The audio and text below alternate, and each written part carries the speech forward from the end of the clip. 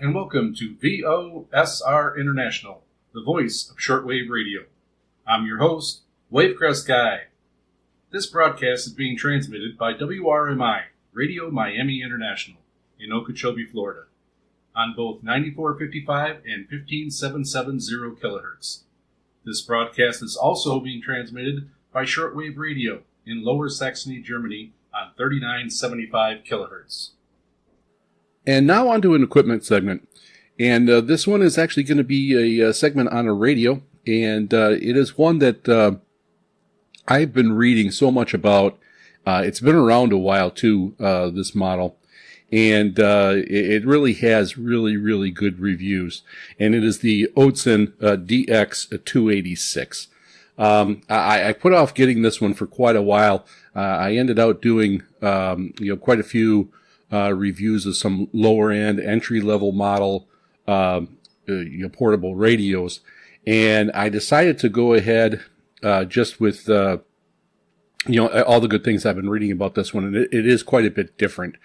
So this one definitely is a step up. It's not going to be a radio usually that somebody's just going to grab for their first radio.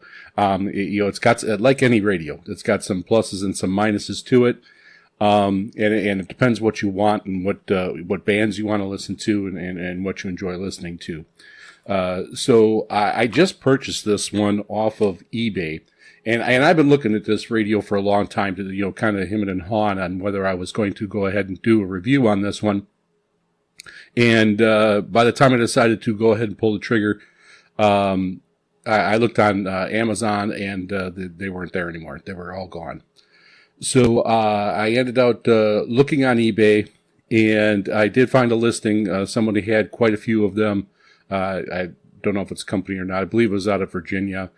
But it was listed as an open box. So like a return from, Amazon or something like that. If you'd purchased anything that way, that's what this ended up being. They sold 27 of them. They had 3 left, or they have 3 left now. Anyways, but I got it for $75. And I remember looking at these in the past on Amazon, and they were going for about $86 at the time. And actually, when I was looking for my first portable shortwave radio, this one wasn't in the equation for me, mainly because it did not have sideband. It did not have the sideband mode, and that is something that I wanted. So keep that in mind, and that is one of the reasons why some people may not consider this radio, and it could be a little bit more specialized. There's a lot of people that have so many different radios, and they'll use different radios for different bands because, some perform better than others. And that's, kind of gets back to what I was saying with my C. Crane, the Skywave SSB2. It has all the bands. It's the Swiss Army knife of radios. It's got, it's got weather. It's got, sideband. It's got the air band, shortwave, AM, FM, it's got everything. But usually when you have all those features in the radio, it doesn't perform the best on all those bands. And so there's some give and take there. I always say that my Skywave SSB2 comes pretty close to being really good on all those bands, and it is really good on all the bands. Now, whether it's excellent and is better than some radios, that's an argument to be had. I know I've seen some posts where the Eaton Elite is being compared to the Skywave, and it is said that the Eaton was a little bit better. I believe that was on shortwave. But again, it's extremely close, and it depends what you're actually looking at and looking for, where you operate your radio and how you operate it. There's so many different factors in there. So, getting back to this Oatson DX286,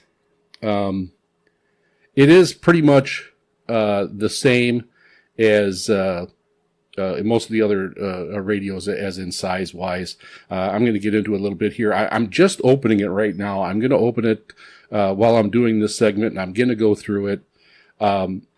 So, again, I paid $75 for this. It had free delivery off of eBay. The listing is still there. So you can go ahead and check it out. And so it came in packaged really great, padded packaging, a box in a box. Then when I got to the Oatson box and I opened it up, it does have the Oatson DX286 hard case. So it comes with a hard case for travel, which is kind of a good thing. Now, the one thing about these radios are smaller, and so that's the portability part of them. That's why they're so easy to carry and take around. Now you put this in a case, and it's fairly thick, and it's about as big as a small notebook. It's probably a couple inches thick, and it's got padding. It's really a well designed case. It's got foam in it, and it is really nice, and it's easy to just throw in a backpack or something like that. But a lot of times, these radios itself is about as big as a deck of cards, maybe a little bit thicker, a little bit longer, but it's really about as big as a deck of cards. So, it's just drop in your pocket and go. But the case is definitely a good feature, and especially at this price point, because I don't really think that makes that much of a difference with it. And I think it's going to be pretty useful, and it's definitely going to be a lot more well protected in this case. No doubt about that. So again, I did purchase this as a open box purchase, and when I got it and I opened up the case, and I just did that just now, it looks like it came from the factory. It's got the Oatson DX286 little card here that goes over the features, and that is still in a sealed clear envelope. And the Oatson 286 user's guide was right on top. Again, pristine condition. Looked like nobody had touched it or used it. And it also, the radio itself was in a bag that you usually see when you buy something new. So it was in a bag and looked again like nobody had taken it out. And the accessories, it does have a little drawstring type bag that was rolled up and was right next to the case. There's a little slot there for these accessories to go. Then it also has a USB cable to it, and that was all wrapped up and had a twist tie around it, just like it was brand new. So everything looks like it was brand new, not used. Now I don't know if they all come like this, but this one definitely did. Now definitely the radio is just in a plastic sleeve. Could somebody have taken it out? Yes. If they used it, boy, I mean, there's no fingerprint markings on here or anything, because it's got the screen on it and the LCD screen, and it looks brand new. So definitely, where I purchased this one, so far I'm really happy with it. It is they're gonna get a 5-star rating because it was as advertised. Might have been open box, but it is in brand new condition. And again, these were about $86 back when I was looking over a year ago, probably a year and a half ago, and deciding whether I was going to get one of these. So I was really happy to get one in this condition, for $75, especially since though they're right now they weren't available on Amazon, and it is February 23rd as I'm doing this recording. So I'm just going to go through some of the features of the radio, talk about it a little bit, and now I did take some pictures of the box that it came in, the Oatson box, and then showed the case, and then I took another picture of how the radio came in the carrying case, so you can see what I'm talking about. And I'll have all this on our website over at VOSRinternational.com. I'll have a page. It'll be listed as the Oatson DX286. You can go over there and check that out. And then hopefully in the meantime here, I will be able to get some a video of it operating, and I am going to have it operating in the different bands, and I'll go through that, and I'll have some different videos on there so you can check it out. I actually got quite a few people requesting this this review of this Oatson DX286. Whoever has one usually raves about it and talks about how well it does work. So everybody who has one that I have heard has been very happy with the purchase and really satisfied with the way the radio operates. All right, so this is the first time I've got the hard case opened. I got the radio out of the little plastic sleeve that it comes with.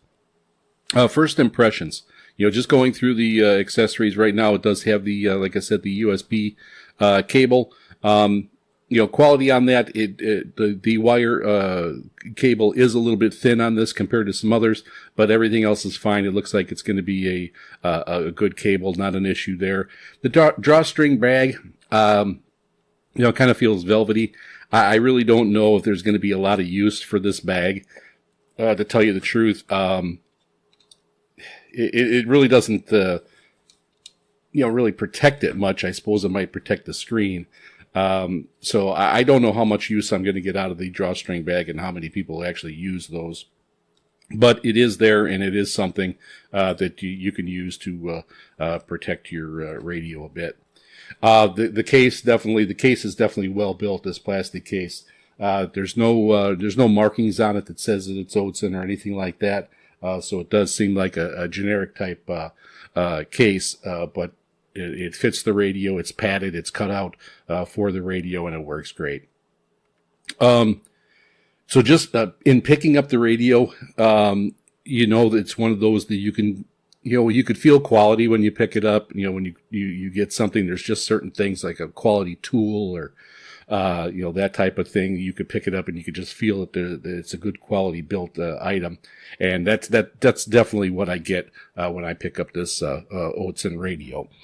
I want to compare the size to my C Crane SSB2, and in looking at it, it is pretty much identical. I think the Oatson might be slightly larger, slightly longer, but otherwise it's pretty much the same.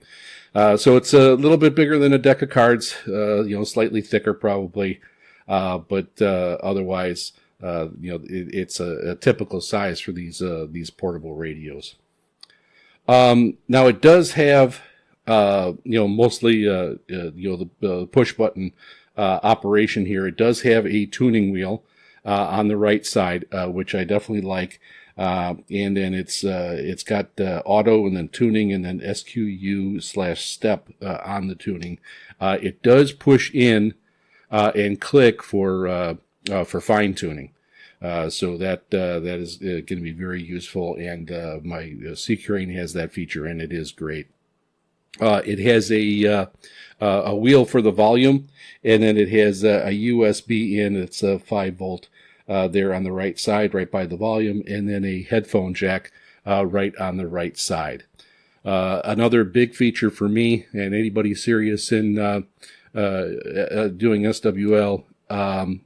It has an antenna jack on the left side. That's the only thing on the left side of the radio is the antenna jack. So it does have one of those, and it is ready to be plugged in. On the bottom of the radio, it's got a little hole there for putting a paper clip for a reset, if you ever have to reset the radio. And on the top of the radio, the only thing there is the antenna. And the antenna is clipped in. It's got a little holder there that the end of the radio snaps in, which I do like. A lot of the cheaper radios do not have that. You just kind of go down, and then after a while they get loose, and then they don't work very well. But this is pretty standard. It's probably about 15-inch antenna, but and it works good. The one thing about this antenna.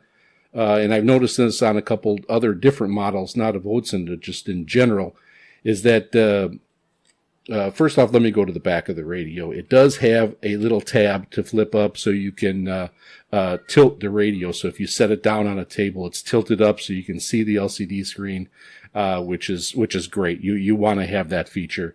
It does seem a little thin, and it does seem like, I mean, it's well built and it's snapped in there. I don't think it's going to be a problem, but if you whack that on something, I could see that popping off.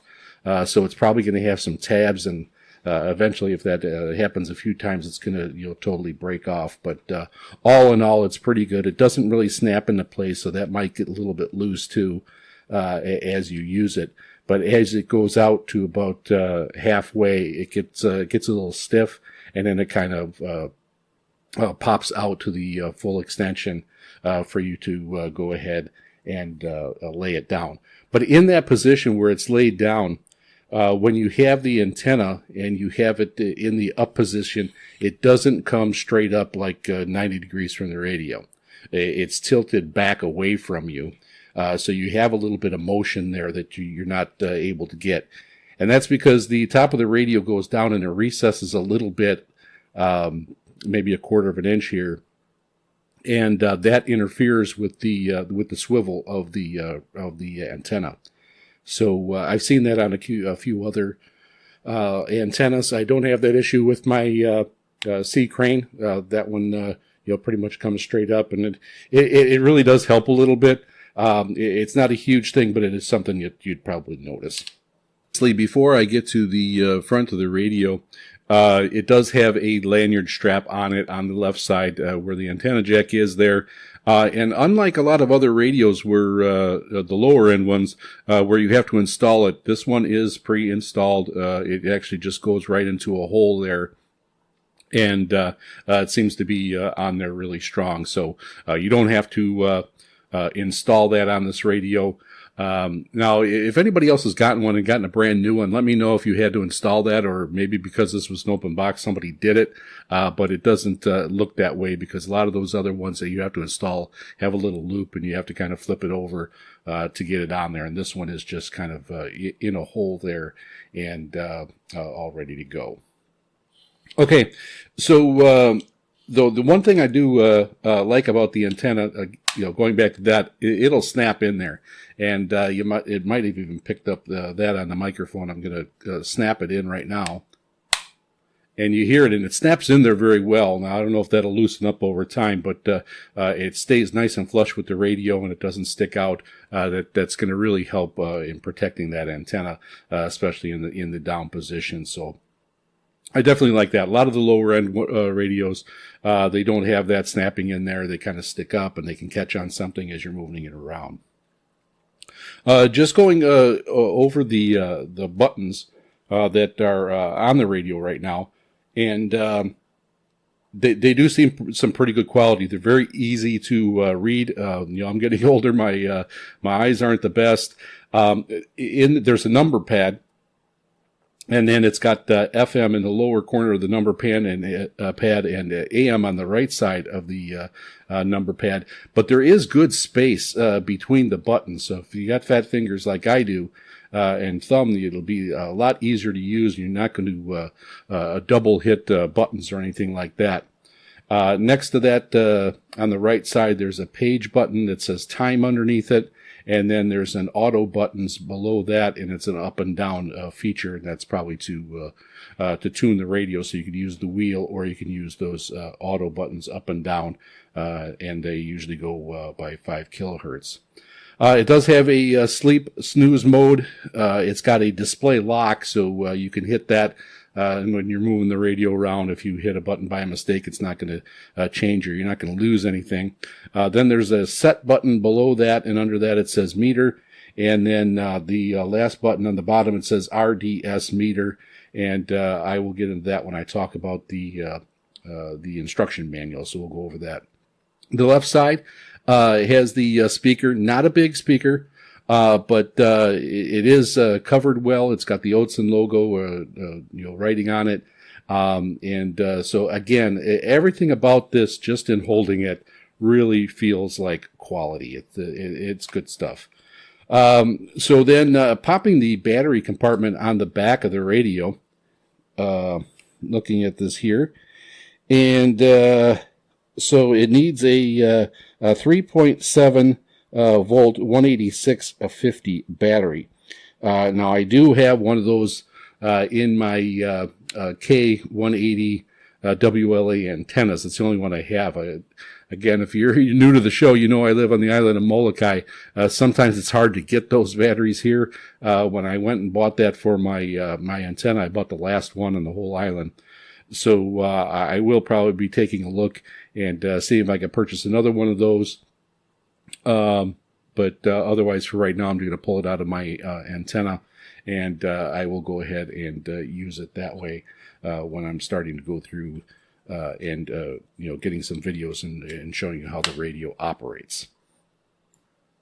All right, so I was getting ready, and I was going to go over the instruction manual, but there was a small thin envelope there that had a picture of the radio, the Oatson DX286, and it was in a sealed bag. So I opened that up and just wanted to check out what that was. And actually, what they are, they're two stickers.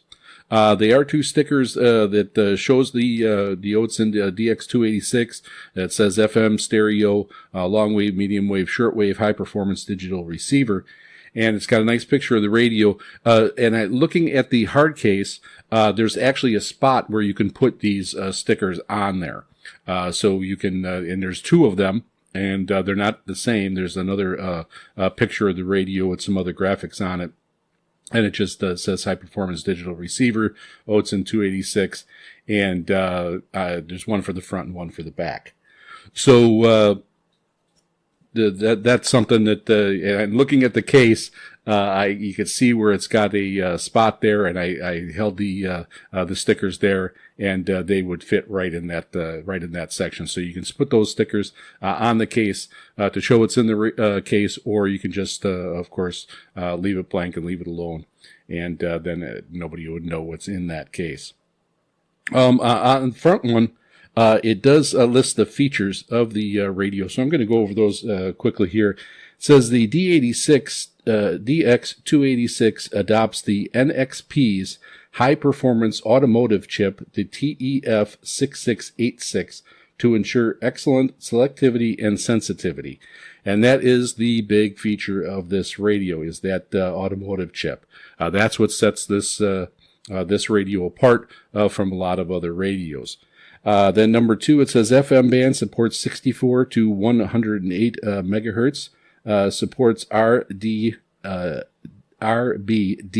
5 kinds of frequency ranges selectable, 6 kinds of step selectable, suitable for different areas to receive. There are 17 kinds of bandwidth selections with excellent selectivity. The sound to noise ratio is greater or equal to 60 dB. Clear signal, low noise, built-in adjustable antenna attenuator, improved in overload resistance, low wave, medium wave, side wave band with built-in low noise amplifier switch to improve the reception selectivity. And number 4, long wave and medium wave band support switching between telescopic antenna and the internal ferrite bar antenna.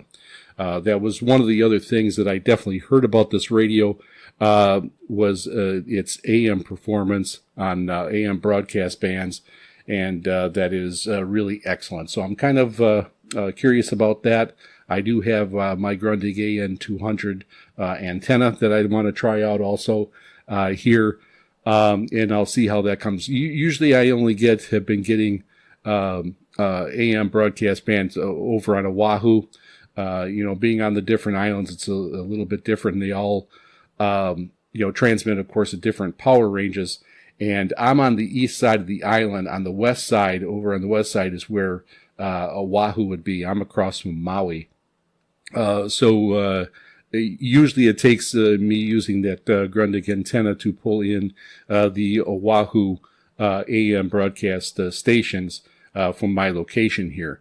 There are quite a few on Oahu, so it is actually a good test.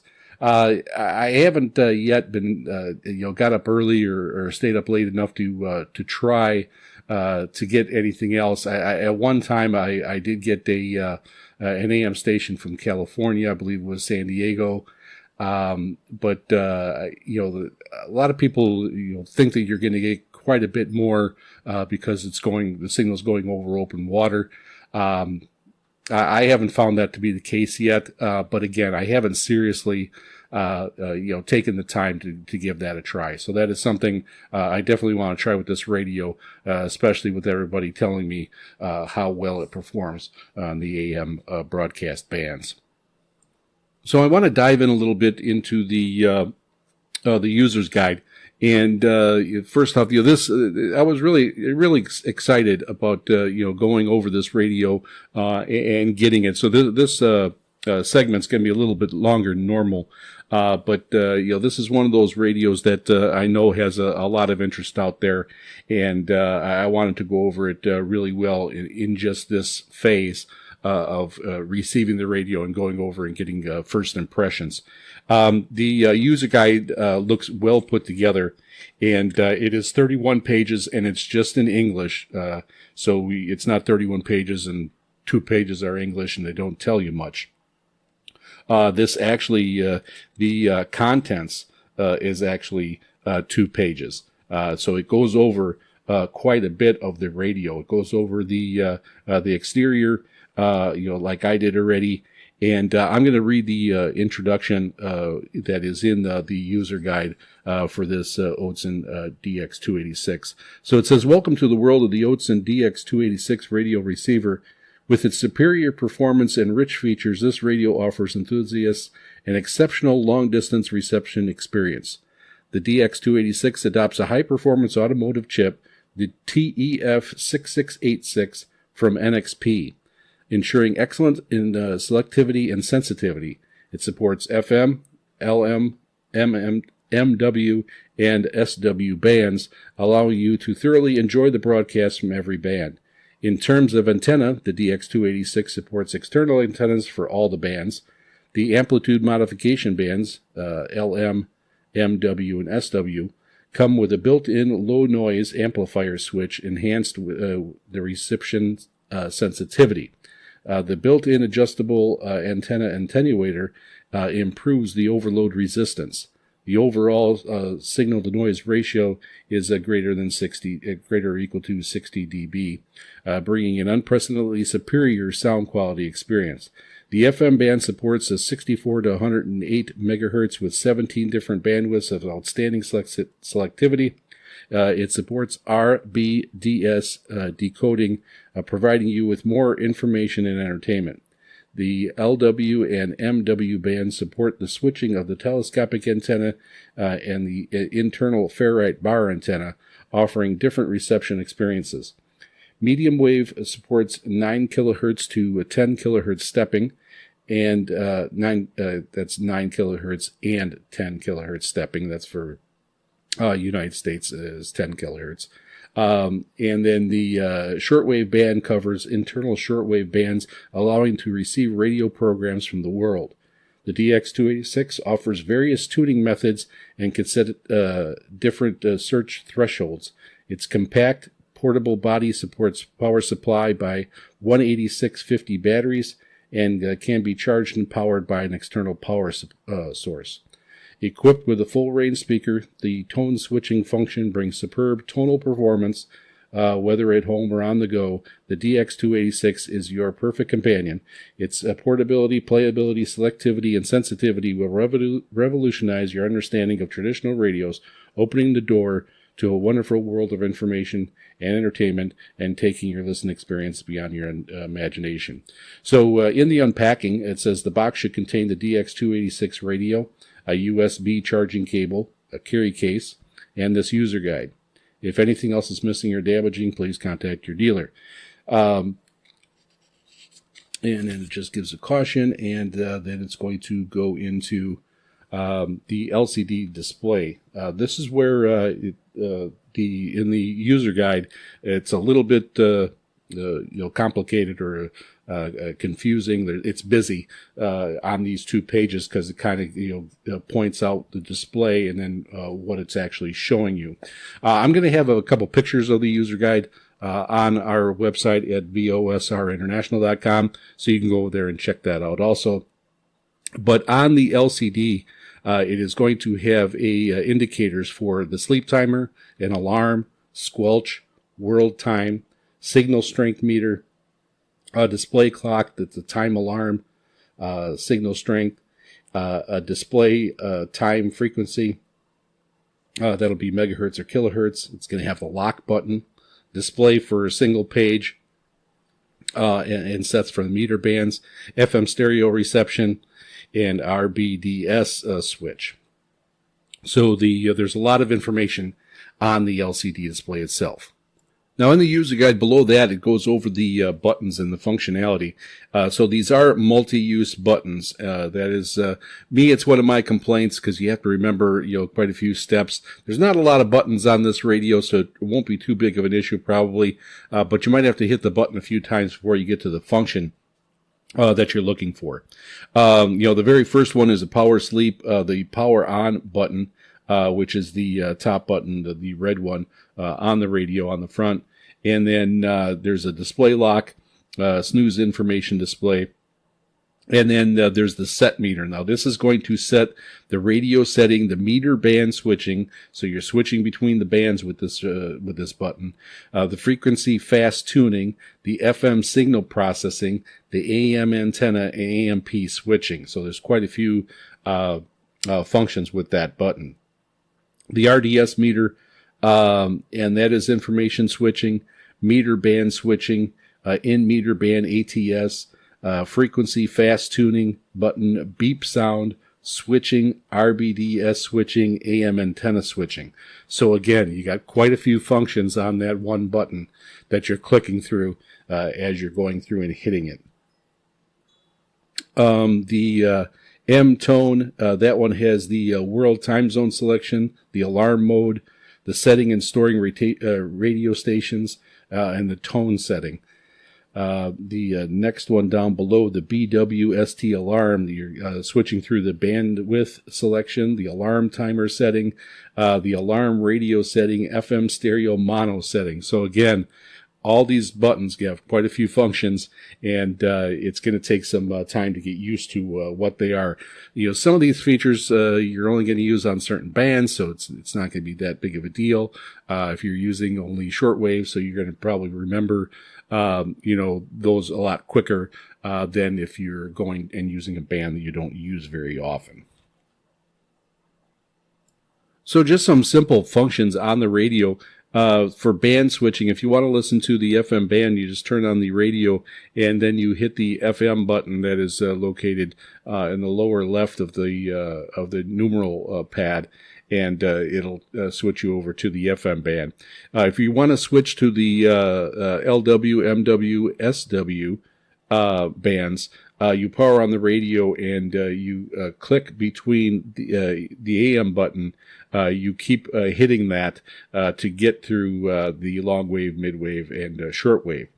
So it does have a tip here. To listen to LW band, you need to set the LW on, and it says to check for details. So you have to have long wave on when you go and use that band.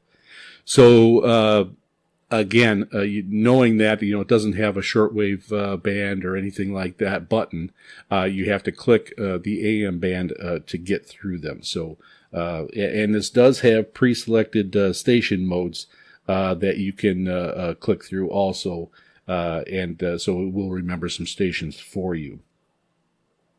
I am going to go through one of the main things that we use for the radio is the tuning and searching for radio stations.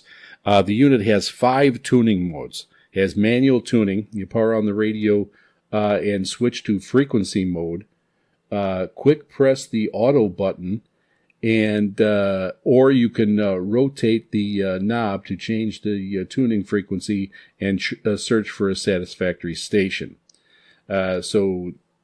Again, you can use the up and down keys, or you can use the turning knob to flip through the frequencies. Pretty self-explanatory. The automatic radio station search, so it does have a scan type feature. And the unit has 2 automatic search mode settings, which can be set according to your reference.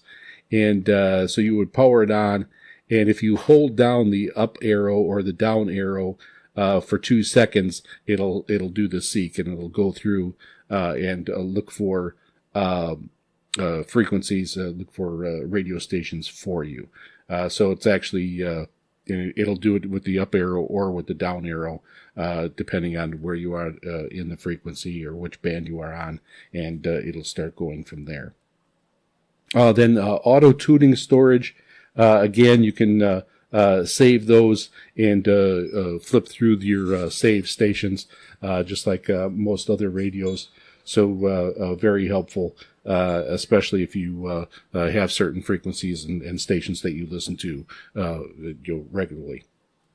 Now, in just flipping through the remainder of this user's guide, it kind of reminds me of when I first got my Crane Skywave SSB2. That one actually had a few more buttons, so which actually placed them a little bit closer together. Which again is pretty common for these smaller portable radios. But it made the sessions of it, if it's your only radio, sitting there at a desk or sitting down, hitting those buttons sometimes gets kind of difficult, getting the right one, and that type of thing. Which again is why I went to some larger desk models. I just enjoy operating them a little bit more. Still take my Skywave out whenever I'm outside or whenever I'm traveling. But I think this one, the Oatson DX286, this one is definitely a little bit more complex and not as intuitive to operate. Just some of the features where they are with these multifunction buttons is going to definitely have a learning curve to it. Especially compared to the Skywave. Is that a downside? Yeah, it can be. I think it's one of those where the more you use it, the more you're going to get comfortable, and the more features that you use, you're going to know where they are, and it's going to be easier for you.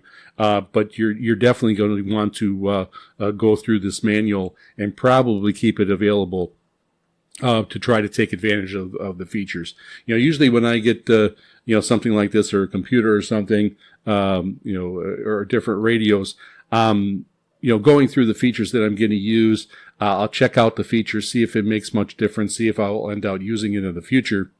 And, a lot of them I end up not using very often. So when I'm not using it very often, a lot of times I'll forget about it, and there'll be situations where I should be using it, and I don't because I forgot about it. I really think that could be a possibility with this Oatson DX286. It's got a lot of features. It's packed with a lot of features. But again, I'll be going through some of them. I will show some of the differences on videos. I'll try to even put some on here on another segment. I'm definitely going to have a follow-up segment to this radio. It is definitely going to take more than one segment to go over this radio. And again, this is not I suppose if you were into radio in the past and you're looking to get back in, somebody might jump in and go to this Oatson DX286. If you have a little bit more money to spend and want to see if you want to jump into listening to a shortwave, that type of thing, you may go to this Oatson DX286 instead of some of the lower end ones. Probably because you read about the performance and how well it actually operates. So it's kind of in a little different niche than a lot of the other radios that I've gone over in the past. Now you can check out some of those other radios that I have gone over, some lower end entry level radios. Go over to my website at Wavecrest Sky, my YouTube channel at Wavecrest Sky. I've got playlists there because I went through and showed the radio in action in different bands and with different antennas and that type of thing. And I'm going to be doing the same thing with this. So I'm going to go ahead and have videos with the Oatson, you just using the telescopic antenna, then I'm going to go ahead and I'm going to plug in my K180WLA antenna, as long as I can get another battery for it. And then I'm also going to plug in the K480WLA, and you can be able to tell the difference right away between the telescopic antenna and that antenna plugged in. I'll also do with an AM band, broadcasting band, I'll use the Grundig AN200 that I have and show you how it operates with that, and I'll pull it away so it'll just be using the radio itself. I may even try to take this one outside a little bit and see how I do on AM. Sometimes that could be hard to take it out there and get it on video, but I may try to give that a try and see what I can do, especially at night. But I'm going to go ahead and I'm going to end this one here.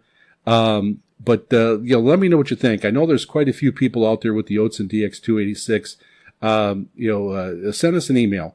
Send us an email at VOSRINT@yahoo.com. That's VOSRINT@yahoo.com. Let us know. Do you have one? Were you thinking about getting one? Have you been having trouble finding them now? Seems though they're not available on Amazon right now.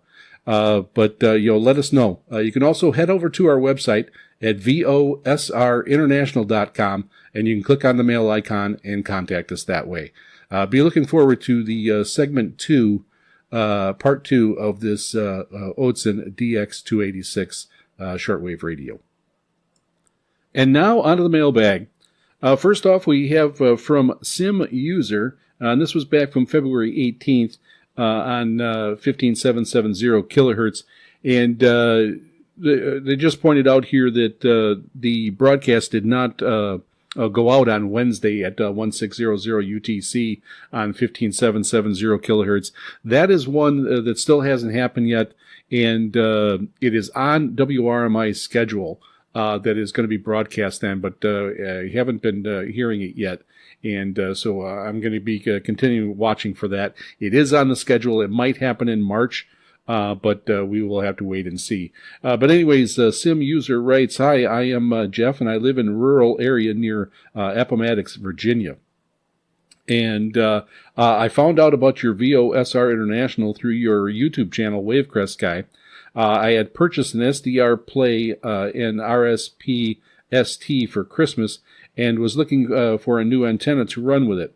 Your playlist on the K480WLA shortwave radio antenna series was very helpful. I purchased 2 K480WLAs and running one antenna northeast and southwest and the other northwest and southeast on 2 SMA connections of the RSP ST. Set the antenna gain to about 1 o'clock position and the filter to wide frequency. It has been working great, and I am able to broadcast the signals through my network and listen on various devices in my home. Thank you for your reviews and your advice, and for VOSR International." Thank you very much. I'd love to get messages like that.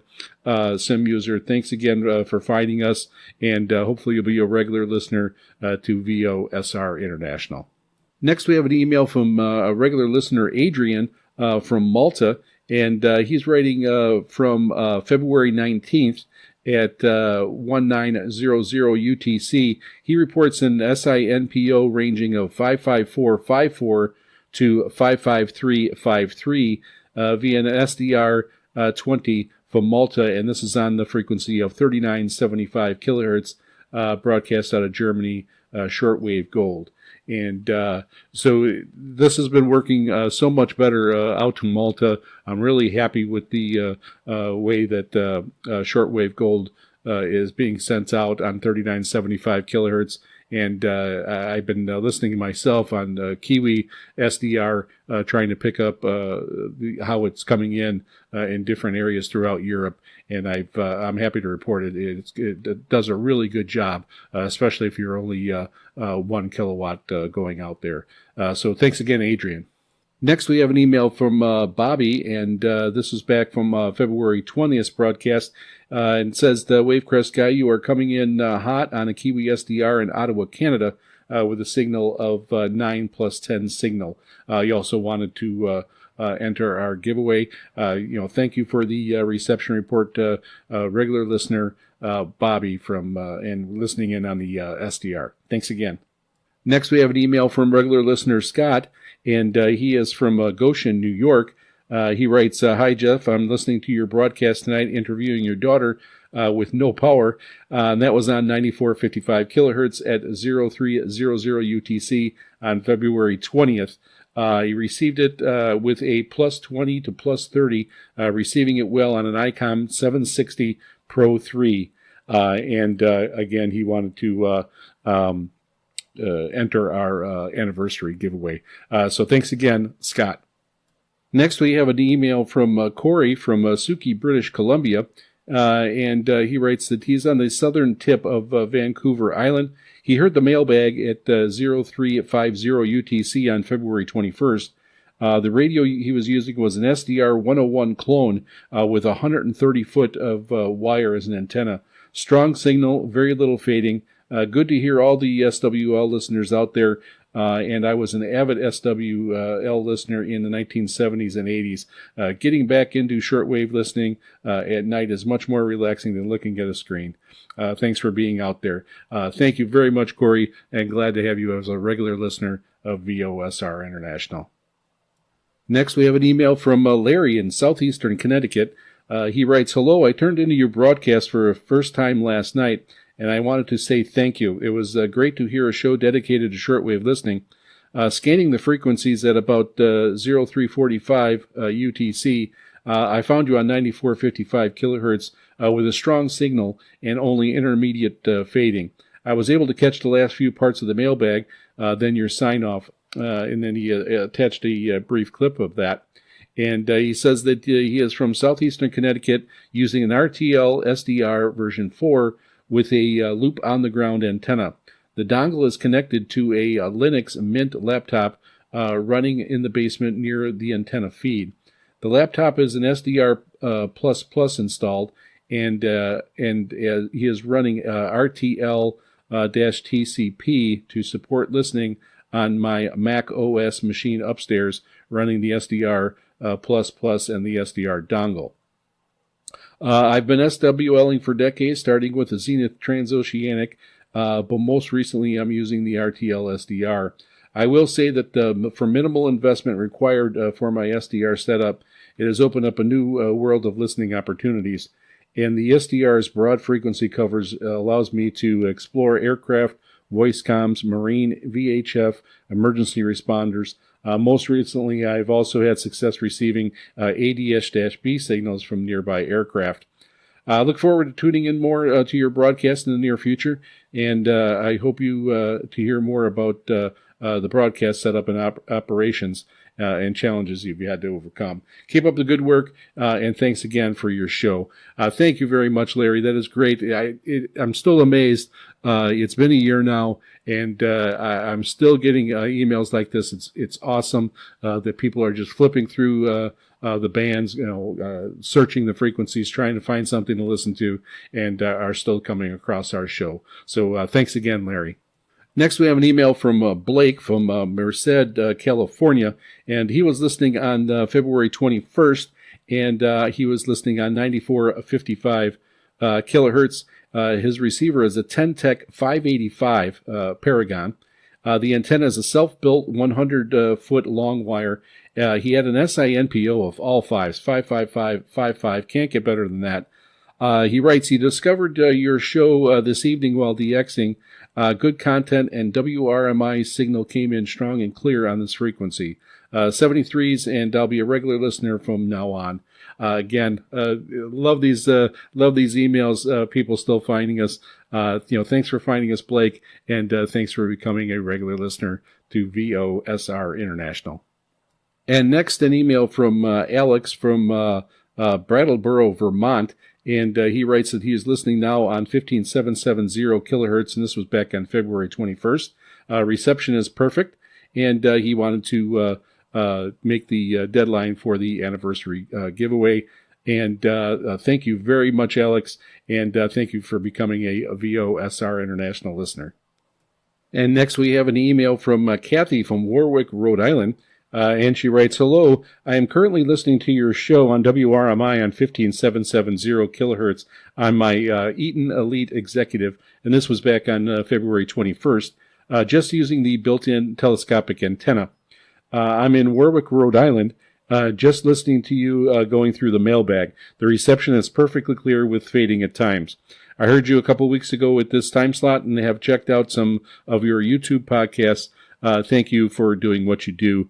Thank you so much, Kathy. Yeah, and that is just a reminder that you can go over to VOSRinternational.com. I have a page on there that has our past broadcast, or you can go over to my YouTube channel at Wavecrest Guy. I have a playlist there that has all of our broadcasts going back from the very first broadcast on February 28th of 2025.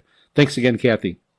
Next, we have a email from Gary from Seattle, a regular listener, and he sent a picture in of his Zenith Transoceanic G500 from 1949. A beautiful looking radio. That was one that I would really like to have myself. And I did take that picture and I put it over on our website at VOSRinternational.com. Go over there and check it out. It's under listeners' radios. You can go check that out. It's a really, really nice looking radio. Thanks again, Gary. Next, we have an email from Carl from East Central Indiana. And he writes that he was picking up our show, and he was listening on 5850 kilohertz. And this was back on February 21st. He heard his email read on the mailbag segment, and he heard it again in the evening on 15770 kilohertz with an S9 plus 40 signal using a 20-meter dipole at 40 feet above the ground. Thanks, Carl. That is a really, really good reception, and I'm glad you're a regular listener of VOSR International. He also writes that he did get his QSL card in the mail. And next we have an email from a regular listener, Paul, from the Canary Islands. My reception report for February 21st at 2300 UTC on 15770 kilohertz. And first, I have to thank you for introducing your daughter to the program. Anyway, she has a nice and clear voice and participate more in it. I also nice to see that you have all the photos and videos of the whale excursion to see the family behind the microphone. Nice sounds to the whales. Do the guides use the sounds also for attracting whales? No, they don't. And Paul's referring to, you can go over to VOSRinternational.com. I have a page there of when my daughter was here and visited. I got a picture of us doing the interview while the power was out, and we're sitting there in the dark with a flashlight. And I also put pictures of our whale excursion. And what they do is they put a speaker down, sonar down in the water to pick up the whale sounds. And I have a video of that on there. They do not use any sounds to draw in the whales. Basically, you just go out and you drive out and you try to spot them, and then they go out and try to get in their path. They can't get close to the whales. There's a certain distance they have to stay away from the whales. But of course, if the whale comes closer, there's not much you can do. So it was a really fun excursion. We had 2 breaches that happened really close to us. It was awesome, and that is over on our website for you to check out. He continues on. Yesterday, your reception of VOSR was not very good. There was a lot of fading, so I switched over to a Kiwi SDR in Bermuda. There, it was very stable and understandable. 15770 over that way has been pretty erratic with propagation for the last few months, so that's probably going to be the way it's going to go here during this season anyway. He also writes, last week I came across a book describing an interesting radio history story here in Spain during the Franco regime. Las Cartas de Parencia, because 13th of February was World Radio Day on 2026 with the critical theme about the use of AI. And he gave me a link. I don't know if you can read Spanish, but today we have enough tools to translate the text, which I was able to. It might be too Spanish specific to pay attention for your program, but the story and role of radio in it is important, too important to be missed from your radio library, and I'm trying to order a copy of this book. I'm going to put this over on our website for listeners to check out because I did end up doing a segment on this. It is very interesting about this shortwave radio station during the Franco regime. And I am going to have a short clip on it. It is going to be in Spanish, but I'm going to have a short clip of the actual broadcast that went out. It really, really is an interesting history of how shortwave was used during the Franco regime. So that one is going to be coming up on VOSR International. Thanks for the idea, Paul. That really was very helpful to get me started into checking this out. And that's going to close out our mailbag. Keep the emails coming in. It really is a popular part of the show, and it really shows, how some of these emails, how I can get segments from it, how I can get information from it, and I really use your communications to try to put the shows together on content that you want to hear. The Oatson DX286 is a good example. This last email from Paul is another example. I really try to use a lot of the information that I get because you guys have some great ideas. So send in reception reports, comments, send them into VOSRINT@yahoo.com. That's VOSRINT@yahoo.com. Or go over to our website at VOSRinternational.com and click on the mail icon and contact us that way. And that concludes our broadcast. Be sure to catch our broadcasts every Saturday at 0300 UTC on 9455 kHz, and also on Saturdays at 2300 UTC on 15770 kHz, transmitted by WRMI Radio Miami International from Okeechobee, Florida. We are also broadcasting on Thursdays at 1900 UTC on 3975 kHz. Transmitted by shortwave radio in Lower Saxony, Germany. Until next time, ahoy ho, everyone.